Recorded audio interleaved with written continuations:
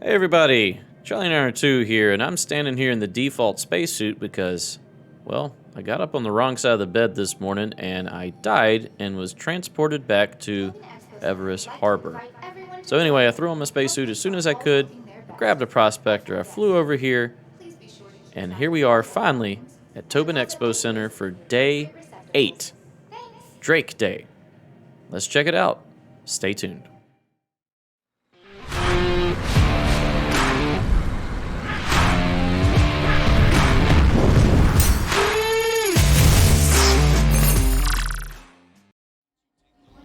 Okay, here we are, Day 8 of the IAE, Drake Day. So Drake, the manufacturer, Drake Interplanetary, they focus mainly on ships with a lot of firepower, usually very little in the way of shielding, but a lot of armor, and are very bare bones in their appearance and aesthetic. They cut costs in every way they can, most notably the fact that they usually do not have escape pods in their vehicles. Another thing about Drake is they seem to cater towards individuals who want to do things not necessarily on the side of the law. But that doesn't mean you have to use them that way yourself. Alright, so let's talk about the vehicles that we come up here on, or the ships rather. So this is the Herald, probably the ugliest ship in Star Citizen. It is meant to be an engine. As you can see, giant thrusters here. With a cockpit, boom, and a bunch of storage modules. Oh, that's not good. The caterpillar blew up. A bunch of storage modules for data. This is meant for data running. I probably want to get this one over with quickly. I had a hard time even getting here today. I died getting out of bed. Had to fly over from Port Everest Harbor for some reason. And, yeah. Had to illegally land, hence my prospector. As you can see, well, it's kind of being buggy. There you go, my prospector, 17 kilometers, and enter through the ground entrance. So, anyway, enough about that. Drake Herald, do I recommend it? Not necessarily. It's about 80 bucks for a single-seat data runner. I think you can put 2 people in here, but I would think the MSR would be a way better data runner. But the MSR is over 3 times the price of this, but that's totally up to you. If that's something you're interested in, grab it. Me personally, not necessarily. Alright, coming over here, we have the light-ish fighter. It may be considered a medium fighter. Let's see. They just say it's an interdictor. Okay, so this fighter from Drake features quite an impressive weapons loadout. I believe you can put a size 4 on the top. These look like, what, size 2s here? There's all kinds of weapons on this. Size 3s here. Those might be size 1s on the end. A lot of weapons for the size of this ship, and that's a current theme with Drake. It's very small. It's very nimble. Not necessarily a bad ship, but once again, fighters are not a great investment in the first place. Moving on. We have the remnants of the Caterpillar that blew up over here. The Caterpillar is a great ship. It did receive a price bump. I believe it's now $330 US from $295. You can carry about 500 SCU of cargo. This command module that you see is destroyed up here can actually separate and become its own ship. And there is talk of modularity, switching out the cargo modules that would be between these landing gears here. For more than just cargo. We don't know yet exactly. There was talk of shops, of salvage, of crew storage. It's a cool ship to fly.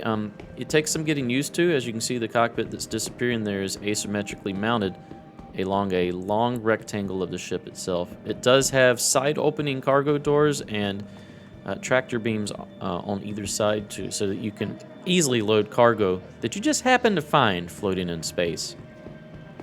Alright, moving on, we have the Cutlass series. The Cutlass series are excellent ships. We have the Cutlass Blue here with the different cockpit, Cutlass Black here, and the Cutlass Red.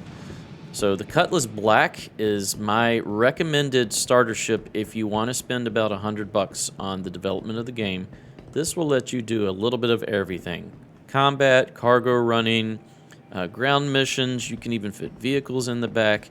It's just a jack of all trades in the truest sense. It's actually got, I don't know why that came up. It's actually got a decent weapons loadout. It's just an overall great ship. The red is the rescue version and has a medical bed in the back. I think it has two. Let's check real quick.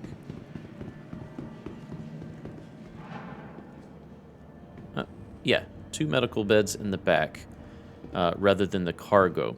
But you still have a very small cargo section right here in order to carry cargo as well. So the red is a good ship. You do lose the top turret for a spotlight module that will probably do a little more in the form of scanning once the game becomes a little more fleshed out. And then the one over here, this is the blue. The blue is the bounty hunting or police variant. See if we can hop in here without it exploding, which it might. I'm a little nervous. We went in the other one without anything happening. All right, so here you have 6 prisoner pods on one side and the other, so that you can put your bounties on ice and bring them in and get paid. All right, moving on. Let's go downstairs to the concept ships. I don't think there's anything in the side halls. We'll check the maps when we're down here. There's a lot of Drake ships that are still in the pipeline that haven't been produced yet.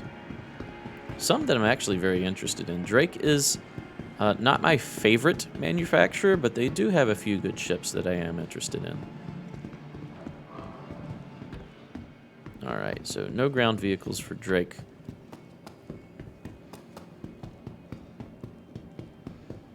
I can't tell you how difficult it was for me to get to the showroom floor today. It's taken me about an hour and a half just to get here. Alright, so here is one that I am interested in. This is the Drake Corsair. The Drake Corsair appears to be like a Constellation-size competitor. It is asymmetrical. It has a lot... I was about to say something inappropriate. It has a lot of pilot-controlled forward firepower, as you can see here. If I'm not mistaken, I think it's 4 gimbaled size 4s and 2 size 3s. I don't remember if they're gimbaled or not. And they can probably be upgraded to fixed. So you could possibly have 4 size 5s and 2 size 3s or 4s, depending on if there's gimbals there. Clearly, the intent of this ship is to be a pirate ship, basically, with all that firepower and the cargo hold. They call it exploration. I call it exploring others' cargo bays. But definitely a cool ship, and definitely one I'm interested in seeing once it comes online. The price for it is not bad either. $215 compared to ships like the 400i at $250 and the Constellations at... what's the Constellation Andromeda up to now? $240, and I believe the Taurus is $190. This is another one I'm actually interested in. This is the Drake Vulture. This is an industry ship designed on small-scale salvage. So the idea is you sit in the cockpit here, and these arms are actually used to use like a tractor beam system to salvage and strip ship parts to be ingested and not necessarily processed as far as refined, but processed as far as make them a cube shape for the SEU storage in the back. Definitely interested in that. Single-seater industrial ships are always my cup of tea. I like the idea of if I don't want to play multi-crew, I can just stop in my single-seater Prospector or my Vulture and then just go and do some mindless grinding as far as for credits. Okay, and this is one that I really wanted. I've been unable to get one. I'm not even trying this year because I don't want to melt everything only to be disappointed again. This is the Drake Kraken. Now there's the Kraken, which is probably this one. Is this a privateer or the Kraken? This is the Kraken. Alright, and this is essentially it's like an aircraft carrier in space, right? Because look, we got 3 pads on this side. We've got, I believe it's a medium pad on this side. Tons of cargo storage. An awesome tower up here for your bridge. And then there's internal bays. I think there's internal hangars on the side here. Right here, 1 and 2 hangars. So this is a flying space station with some defenses on it. And then there's also the privateer version of this that has internal shops. So very cool, especially if you are running an org. This would be a good base of operations. You can go hide out in the black and provide solace for your people who are doing probably nefarious activities.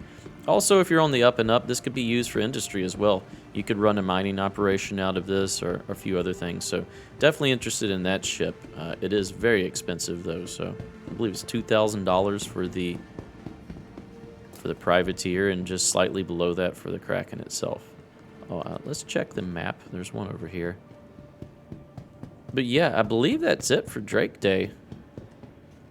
Yeah, that's it. That's all we have in the cargo hall. I'm sorry that the Caterpillar blew up. I hope you got a look of it before we got back there. I don't even know if it'll let me go rent it. But yeah, things to look out for if you're trying to get a Kraken. Now's your day to do it. There's two variants, the Kraken and the Kraken Privateer. Definitely look into the Warbond upgrade for the Caterpillar. I think the Caterpillar is one of the best values, even with the price jump, for cargo and multi-purpose. And then also, if you're interested in getting a Cutlass Blue, they're normally not for sale, so it's a good chance to grab one of those if you're so interested. Although I would recommend probably just a Cutlass Black, and those are always for sale. And yeah, that's going to do it for Drake. Thanks for watching. If you like my content, please consider a like, a comment, and or a subscribe. Stay tuned for the next episode. We'll see you then. Bye-bye.